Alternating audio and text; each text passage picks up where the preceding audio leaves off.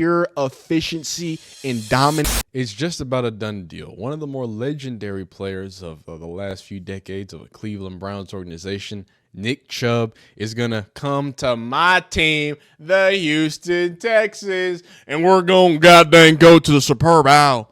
Well, maybe not. We'll figure it out. But what does this really mean? What does this mean for the Browns? What does this mean for the Texans? Let's really get down to the deepness. And I just love that I have an excuse to talk about my Texans. But first things first, I want to talk about Nick Chubb. All right, we got to talk about his injury history. We got to talk about who he is as a player and what the Texans are realistically getting from someone who's had a lengthy injury past going back to his collegiate years and obviously relating to his knees and coming into his 8th year of the NFL. There's a lot of things that don't point to maybe him being the best of ability, but how will the Texans utilize him is another question to ask. Now, what are the Browns going to do? Clearly, they're going to lose someone who has been a top-tier running back for the better half of a decade.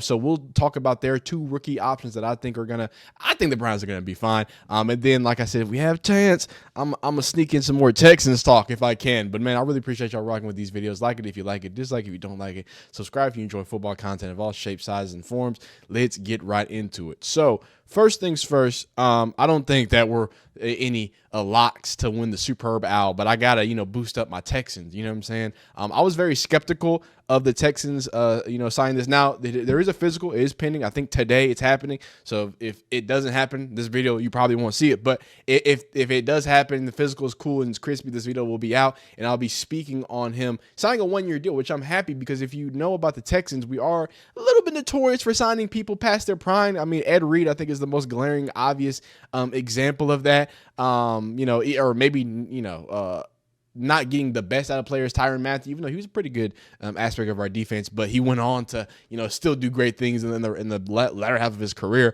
But with the 1-year deal, I think that works. Joe Mixon is already an older running back, so we're going to go old running back by commission. We still got Dameon Pierce too, Florida guy who's going to be, who's had a lot of expectations from Texans fans for the past 3 years. And then, of course, we just recently signed Woody Marks out of USC, so he's going to have a lot of potential upside as a rookie. But let's get deeper into it. Let's give Nick Chubb his flowers and kind of also get into some of the details. So what I know on the Nick Chubb free agency, some of which reported on SportsCenter this morning, the Texans considered the leader in several teams. So also the Saints and the Browns were also involved. Cleveland was very unlikely. So to my Browns fan, it didn't seem like y'all had a chance. Just going how y'all are approaching things. But Albert Breer says this will be interesting. Texas were a fountain of youth for Joe Mixon last year. Can they do the same for Nick Chubb? Won't be easy. Catastrophic injury in 2023, just 332 yards and 3.3 yards per carry in 8 games last year.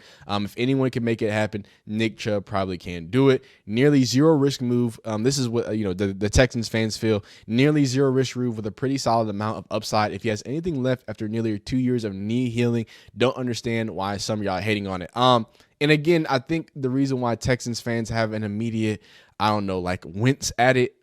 He's older. We have a history of signing older people. Shout out David Johnson. We have a history of signing people at least past their prime, or at least when they're done, because I don't think David Johnson, he wasn't old, but he wasn't the running back that he was. And he was wasn't he also recovering from an injury? We just take a lot of swings and we miss. And we sign a lot of names sometimes, and I feel like sometimes we miss out on value, which is interesting because I think that's something that the Texans have been doing a lot more frequently recently. I think Alshire, I know y'all think that he's literally, the worst person in America, especially if you're a Jacksonville Jaguars fan. I think that he was a really good quality pickup from the Titans to come ahead and join over. But, that is what it is. So I think some of that comes from that. But when you hear there's a 1-year deal, when you hear that he can add to a running back by committee, I think it stings a little less, right? So Nick Chubb played 7 seasons for the Browns. He had 1,340 carries for 6,843 yards, 128 catches for 1,042 yards, scored 56 touchdowns, and was selected in 4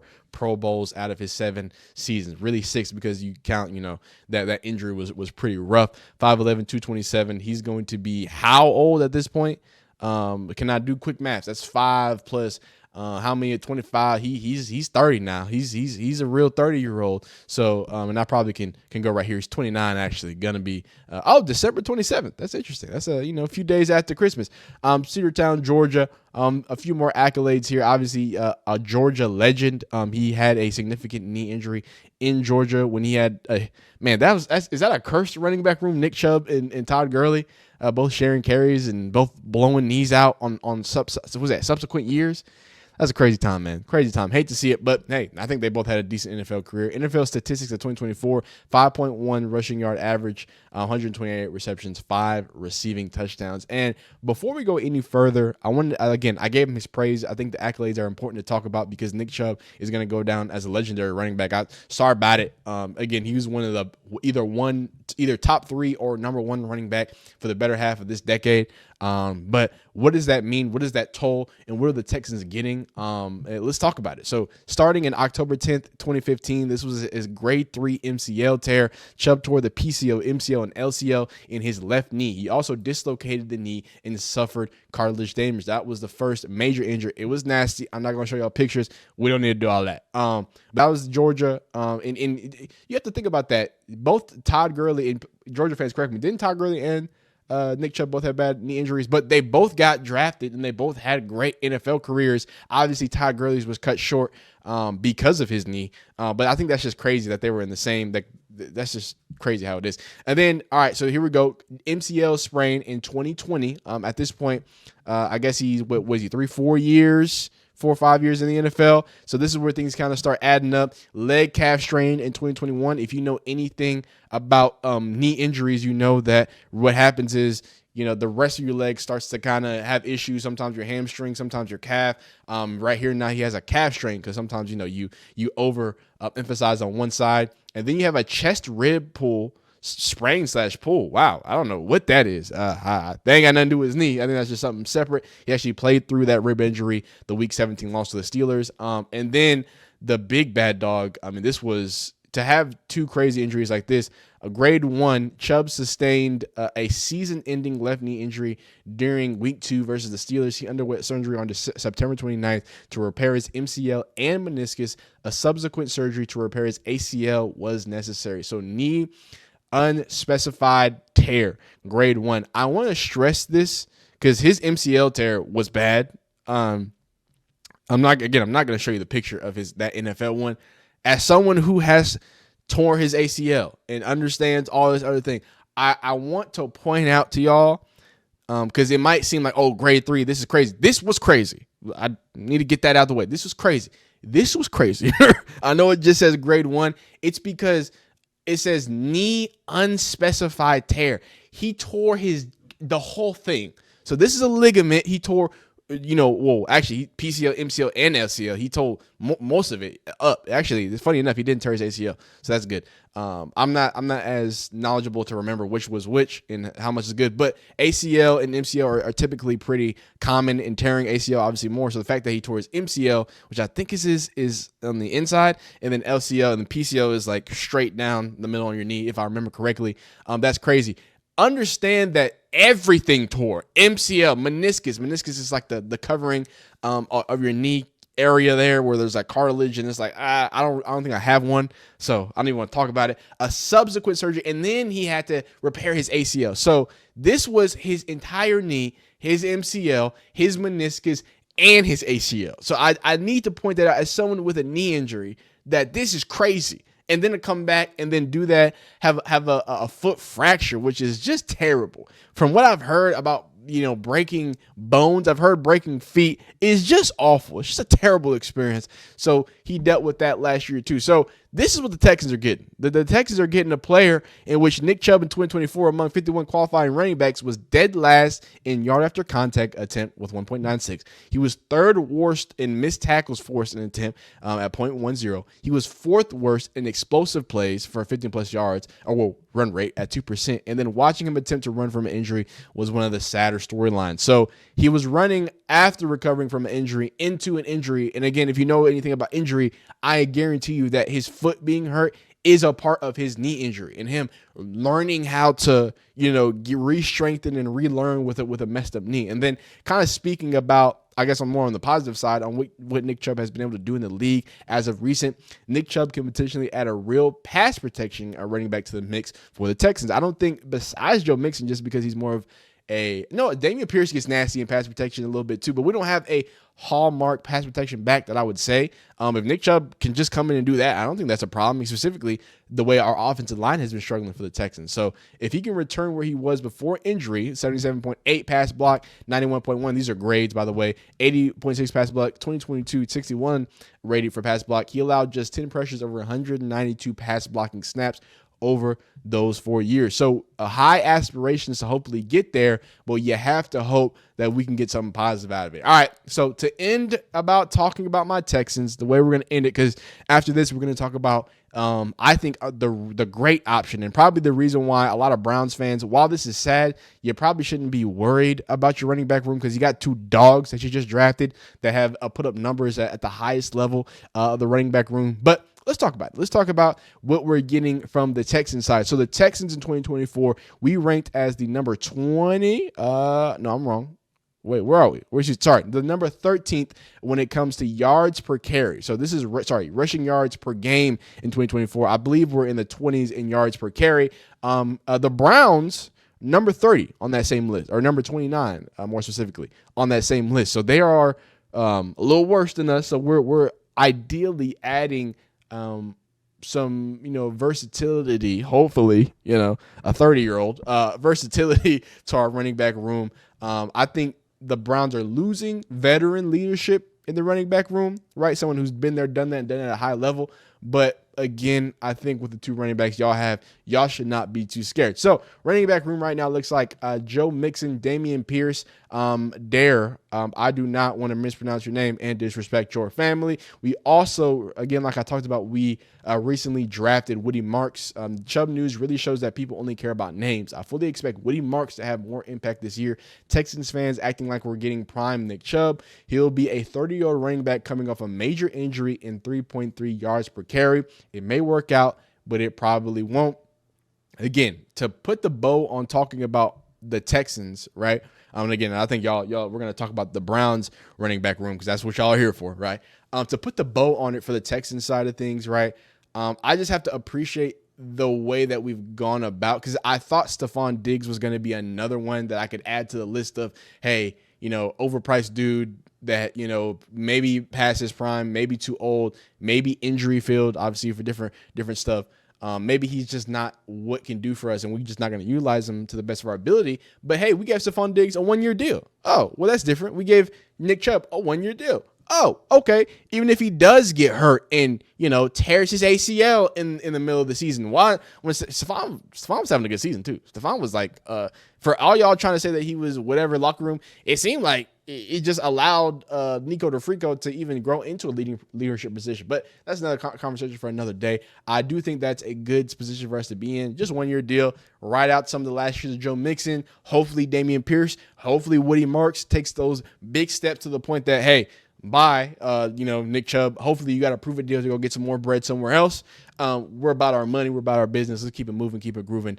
But hey, no more Texans talk, even though I can go on for it for a while. There will be a separate Texans video. I want to talk about the CJ Stroud situation. I want to talk about our new beasts in the running back room. But we got to talk about the Browns. Losing somebody like this, who by all accounts is a legendary running back for the Browns at this point, right? I think that is almost undeniable. The seasons that he's put up, the accolades that he's had, in the history that he's done in this league, being again one of the top in the league for the better half of a decade.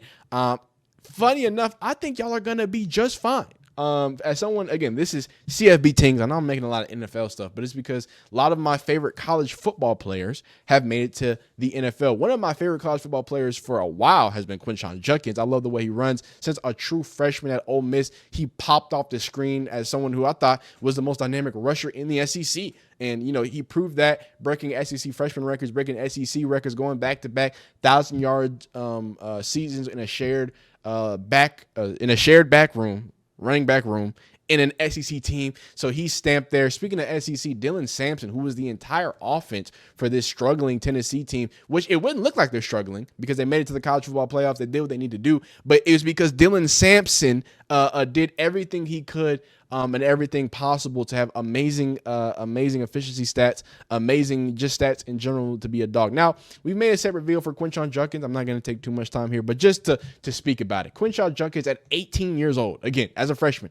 275 attempts, 1,567 yards, and 16 touchdowns. In 2022, Judkins was the only running back in college football to hit these three marks: 75 missed tackles forced, 90-plus first downs. He accomplished this as a true freshman on less than 50% of Ole Miss's rushing attempts. Y'all know what he did last season. I don't have to talk about it because they beat my Texans en route to winning a national championship, another for Ohio State. 3 seasons of pure efficiency and dominance. 1,500, 1,100, both in the SEC. Goes to the Big Ten. He probably shared even more carries. Again, this is his least amount of carries in his career at 194. He has his second highest average and his lowest touchdown total, but that's not by a lot. I mean, I'm sorry, he started with 16 and he breaks his long for his career too. And then does some dirty work in the receiving game for someone who is known as the explosive back, and Travion is going to get the more of the receiving backs. He totaled his most receiving yards, not even as high as average, but most receiving touchdown he ties for his career. Plenty of accolades. I mean, was it career tied with Deuce McAllister for Ole Miss all-time record in career 100-yard games with 14. Sits second in career rushing touchdowns at Ole Miss with 31. Third on Ole Miss career leadership in rushing yards with 2,725. Ranks second all-time with 34 career all-purpose touchdowns. Ranks third in Ole Miss career records with 545 rushing attempts. In the 2 years that he was there, he left a legendary path at Ole Miss and then went ahead and won a national championship. He's a winner, and he's done it at a high level, so I don't think there's going to be any problems. He's looked pretty decent too. Obviously in OTAs, he's looked explosive. He's looked nice. He's got the burst. The vision is there. The cuts have been phenomenal, and he looks like he wants to tear it up. But same thing, his running mate, Mr. Dylan Sampson, and we're going to get into some, get to some stats. So we're going to get real to them deep stats. 2025 drafted running backs, effectiveness, rushing inside versus outside. Dylan Sampson is overall the most balanced between both positive run percentage metrics. So, this was a Tennessee running game that was, I would say, pretty diverse in its rushing attack, right? Give Josh Heupel, it's his credit by the way that he attacks the running game. I think it's amazing. We can talk about what he does with quarterbacks. I'm not about to argue with Tennessee. I'm not going to argue with 10 fans today, okay? But what I will say is Dylan Sampson is an absolute beast, and he pops off the charts. As you see, look at all these running backs. Look at the Scadaboos, the Blues of the world, the ETNs, that's Travis, obviously, that's the younger ETN, the Ashton Genties of the world. He can do it in a lot of different ways. And then we have Dylan Sampson, pairs perfectly with Judkins with a change of pack back with potential to grow, creates yards beyond blocking, advanced read patience, impressive contact balance. 929 of 491 yards were after contact for his career or year last year. Quinshon Judkins, draft him. Athletic freak of nature. I think I got this in the wrong place. Running back competition, Dylan Sampson. Well, dang it. It's just more positives from him, and then some more balls for Dylan Sampson. You know what I'm saying? From from 12. He's been building a really good relationship both with Quinshon Judkins as well as Shedeur Sanders, and I think everything as a whole. So if you are a Cleveland Browns fan, I don't think you can be too upset about losing Nick Chubb, other than the fact that you're losing someone who's contributed to probably a lot of positive things for you. As a recent Cleveland Browns fan. But when it talks about the upside, when it talks about the game of football, I think y'all are going to be in a great situation. You have 2 running backs that are ready to take the reins. And even if only one is mediocre, I think it's going to be in a really good spot. So I really appreciate y'all rocking with me. Y'all let me know who's going to got the better end of this. Do the Browns have a better running future? Do the Texans have a better running future? Like this video if you like it, dislike if you don't like it, subscribe if you enjoy football content, and please continue to be great. We'll see you next time. Peace.